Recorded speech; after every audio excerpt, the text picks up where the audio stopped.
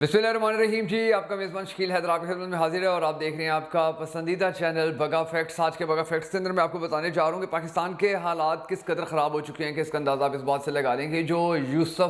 शफ़ा यूसुफ़ज़ई हैं, पाकिस्तान की एक बड़ी लीडिंग और बड़ी मारूफ एंकर पर्सन है, उन्हें बड़ा पसंद भी किया जाता है, उनके प्रोग्राम्स को लोग बड़े शौक से देखा भी करते थे। उन्होंने अब एक इंकशाफ किया है, एक तकरीर करते हुए उन्होंने कहा है कि हमें बाकायदा तौर पर जो हुक्म दिया जाता रहा है कि हम लोगों ने, क्योंकि ये साफ़ी हैं, हम लोगों ने अरशद शरीफ केस के ऊपर किसी किस्म की कोई बात नहीं करनी है। जब अरशद शरीफ पाकिस्तान छोड़कर चला गया था तो फिर सख्ती से मना किया गया था कि जी उसके बारे में अब कोई बात नहीं करनी है। और फिर रिजल्ट क्या निकला था कि अरशद शरीफ को शहीद कर दिया गया था। फिर इमरान रियाज खान के खिलाफ जी सारी सूरत हाल बनी तो फिर एक मरतबा से रोक दिया गया कि अब आप लोगों ने इमरान रियाज खान के बारे में कोई बात नहीं करनी है। लेकिन इंसाफी बरादरी को बड़ी अच्छी तरह पता चल चुका था कि अब इनके साथ गेम क्या होने जा रही है, और अगर ये खामोश रहेंगे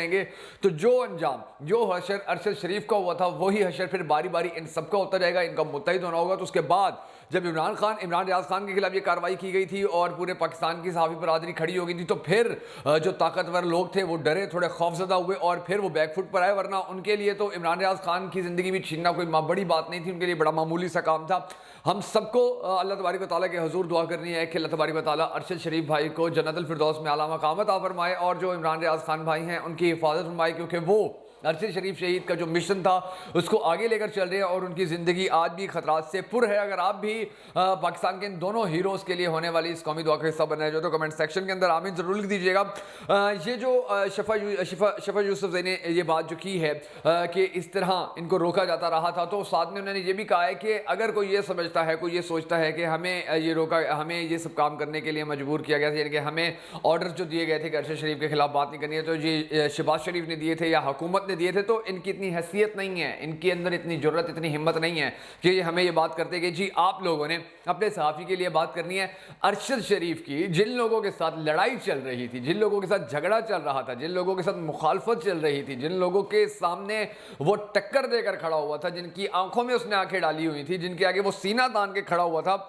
उसकी लड़ाई, जिस अरशद शरीफ की लड़ाई उस जिस ताकत के साथ थी, वो ताकत मना करती फिर रही थी, वो ताकत रोकती फिर रही थी, वो ताकत ये कोशिश कर रहे थे कि इमरान रियाज खान का भी वही हशर किया जाए और जो अरशद शरीफ का किया गया। और अरशद शरीफ के ऊपर कोई एंकर, अरशद शरीफ के ऊपर पाकिस्तान का कोई बड़ा सहाफ़ी बात ना करे। और आप अंदाज़ा लगाएं कि उसके बाद की सूरत हाल क्या बनी। उसके बाद की सूरत हाल ये बनी है कि हारून रशीद ने अपने एक प्रोग्राम के अंदर कहा कि जी जो पाकिस्तान के सदर हैं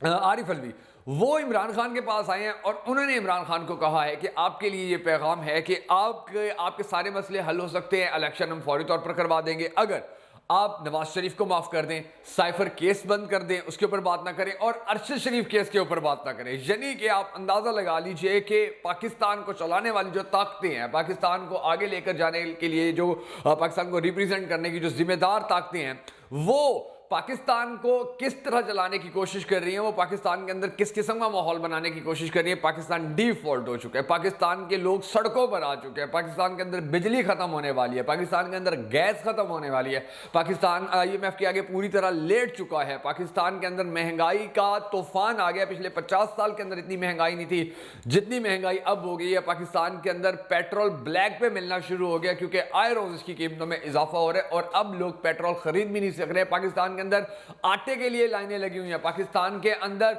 यूटिलिटी स्टोर्स के ऊपर लाइनें लगी हुई हैं। एक तरफ पाकिस्तान के ये हालात है, एक तरफ पाकिस्तान के बड़े बड़े शहरों को निशाना बनाया जा रहा है, हमारे 100 लोगों की जिंदगियां छीनी जा रही हैं। मियां वाली के अंदर अफसोसनाक वाकया पेश आया है, KPK के अंदर कितने अफसोसनाक वाकयात पेश आ रहे हैं। अमन हमारा मखदूश हो चुका है। एक जानिब पाकिस्तान के ये हालात चल रहे हैं और दूसरी जानिब जिनकी जिम्मेदारी है पाकिस्तान को चलाना, पाकिस्तान को रिप्रेजेंट करना, वो पाकिस्तान की सियासी जमातों की लड़ाइयाँ ख़त्म करवाने और अपना फेवरेट और अपना अनफेवरेट, अपना पसंदीदा और अपना नापसंदीदा सियासतदान किसी को ला रहे हैं, किसी का चेहरा हटा रहे हैं, किसी की वीडियो लीक करवा रहे हैं, किसी की ऑडियो लीक करवा रहे हैं, किसी के पैगामात भिजवा रहे हैं, किसी को कह रहे हैं साइफर बंद कर दो, किसी को कह रहे हैं अरशद शरीफ के ऊपर बात करना छोड़ दो। तो आप अंदाज़ा लगाएंगे एक जानिब पाकिस्तान के ये हालात हैं और दूसरी जानिब पाकिस्तान के अंदर ये सारा खेल रचाया जा रहा है, तो इनकी प्रायोरिटीज में शामिल ही नहीं है। ना पाकिस्तान शामिल है, ना पाकिस्तान की आवाम शामिल है, ना पाकिस्तान के मसाइल शामिल है, ना पाकिस्तान की तरक्की शामिल है, ना पाकिस्तान के अंदर एहतसाब शामिल है। इनकी कोई प्रायोरिटी नहीं है पाकिस्तान के लिए, या पाकिस्तान के हवाले से कोई पॉलिसी, किसी किस्म की ऐसी बात नहीं है कि पाकिस्तान का सोचना है, पाकिस्तान की आवाम का सोचना है, पाकिस्तान के गरीब बच्चों का सोचना है, पाकिस्तान के बेरोजगारों का सोचना है, पाकिस्तान के नौजवानों का सोचना है, पाकिस्तान के मुस्तकबिल का सोचना है। कुछ नहीं, सिर्फ ये कि जो फेवरेट चेहरा है उसको हुकूमत पे बिठा दो, जो पसंद नहीं है उसकी हुकूमत गिरवा दो, जो पसंद नहीं है उसकी जिंदगी छीन लो, जो पसंद नहीं है उसको खड्डे लाइन लगवा दो, जो पसंद है चाहे उसके अंदर कोई अहलियत नहीं है। अब अंदाजा लगाएं पाकिस्तान की बदकिस्मती का कि अब जो फेवरेट इस वक्त बनाया जा रहा है जिस शख्सियत को कि पाकिस्तान का अगला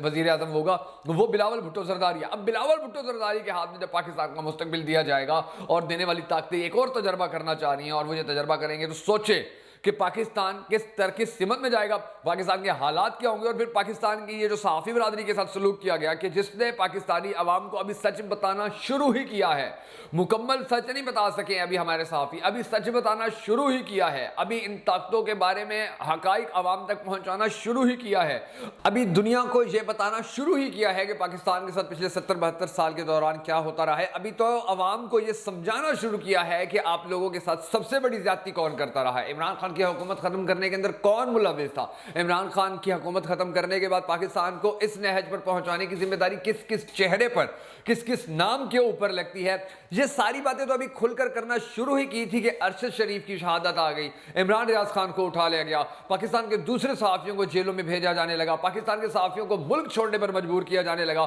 तो ये जो तब्दीलियां आ रही हैं, ये जो सारे हालात पैदा हो रहे हैं, अब इन हालात के अंदर कौम का जागना बड़ा जरूरी है। कौम अगर नहीं खड़ी होगी फिर पाकिस्तान का कुछ नहीं हो सकता। चाहे सहाफ़ी जितना मर्जी बोलता रहे, चाहे पाकिस्तान की अदालतें जितना मर्जी बोलती रहें, चाहे पाकिस्तान की आवाम जितना मर्जी चीखती रहे, चाहे जितनी मर्जी महंगाई आ जाए, चाहे जितनी मर्जी गुर्बत आ जाए, चाहे जितनी मर्जी बहरान आ जाए, फिर पाकिस्तान का कुछ नहीं हो सकता है जब तक पाकिस्तान की 22-24 करोड़ जो आवाम है वो सड़कों के ऊपर नहीं आती है। वो आवाम जो अपने हकूक़ के लिए दिन रात, जरदारी की हुकूमत के अंदर इतने एहतजाज होते थे, नवाज शरीफ की हुकूमत के अंदर इतने एहतजाज होते थे और कोई असर नहीं पड़ा करता था, मगर अब पाकिस्तानी कौम जब आवाज़ उठाती है, सोशल मीडिया के ऊपर आवाज़ उठाती है, तो उसका बड़ा अफेक्ट होता है, उसका बड़ा इम्पैक्ट होता है। तो पाकिस्तानी कौम को अब सोशल मीडिया के जरिए या अपने हकूक़ के इंसाफ के हसूल के लिए जब इमरान खान कॉल करते हैं घरों से बाहर निकलने की, तो जब घरों से बाहर निकलते हैं तो उसके लिए अब जागना होगा, क्योंकि अब नहीं जागेंगे तो हमारी आने वाली नस्लों का कोई मुस्तकबिल नहीं है, पाकिस्तान की सहाफ़ी बरादरी का कोई मुस्तकबिल नहीं है। और पाकिस्तान की सहाफ़ी बरादरी ना होती तो ये जो थोड़े बहुत सच आप तक पहुंचे हुए हैं ये भी ना पहुंचे होते और हम सोशल मीडिया के ऊपर सिर्फ अंदाजों के ऊपर ही चल रहे होते। तो इनका तहफ़्फ़ुज़ करने के लिए पाकिस्तान की आवाम को सामने आना होगा, फ्रंट पर आना होगा, वरना पाकिस्तान को जिस तरह पिछले 72 साल से लूटा जा रहा है, खाया जा रहा है, इस पर तजर्बात किए जा रहे हैं, वो सिलसिला चलता रहेगा और पाकिस्तान की आवाम इसी तरह ज़लील ख्वार होती रहेगी। हम सबको दुआ करनी है कि अल्लाह तबारक व तआला पाकिस्तान के हाल के ऊपर, पाकिस्तान की आवाम के ऊपर, पाकिस्तानी कौम के ऊपर, पाकिस्तान की आने वाली नस्लों के ऊपर रहम फरमाए।